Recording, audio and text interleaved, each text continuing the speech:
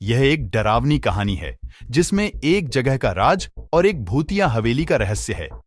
यह कहानी कालकोट गांव की है जो एक छोटे से शहर के पास है।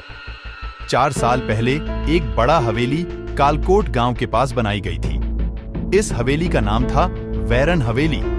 लोग कहते थे कि वह भूतिया है और रात के समय उसमें अजीब आवाजें आती थी। लोग यह मानते थे कि हवेली में कोई आत्मा बसी हुई है जो खो गई थी और अब वह आत्मा हवेली में आवाजें करके डरावना माहौल बना रही है। कालकोट गांव के युवक नामक राहुल ने इस हवेली के रहस्य को सुलझाने का निश्चय किया। एक रात वह अपने दोस्त सूरज के साथ हवेली की ओर बढ़ा। हवेली के बड़े द्वार पर वे ठहरे और खिड़कियों से अंदर झांकने लगे। हवेली के अंदर से वे अचानक अजीब आवाजें सुने। खिड़कियों के पीछे से वे आवाजें आ रही थीं। मदद, मुझे यहां से निकलो। राहुल और सूरज का दिल धड़कने लगा। धीरे धीरे वे हवेली के अंदर बढ़ने लगे और वह आवाजें और तेज हो गईं। ये आवाजें डरावनी थीं और वे दोनों थर थर कांप रहे थे। फिर एक बार आवाज आई, तुम्हारी मदद की जरूरत है। राहुल और सूरज के पास 2 रास्ते थे। वे या तो हवेली को छोड़ सकते थे या आवाज की ओर बढ़ सकते थे।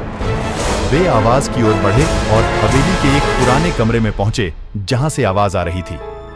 वहां पर उन्होंने एक बड़े पुराने गद्दे पर एक पुरानी चिट्ठी देखी।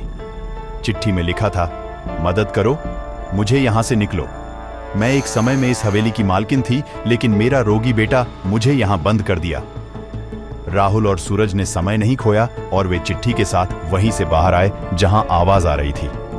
वहां उन्होंने एक पुराने कुर्सी पर एक पुराने आदमी को बंधा हुआ पाया। उन्होंने उसे छोड़ दिया और वहां से भाग गए। आवाज बंद हो गई और वे कालकोट गांव वापस लौट आए, लेकिन उनके दिलों में यह आवाज और वो पुराना हवेली का रहस्य हमेशा के लिए बस गए। कालकोट गांव में अब वो हवेली, वैरन हवेली के रहस्य के बारे में एक नया किस्सा बन गया जो हमेशा याद किया जाता था।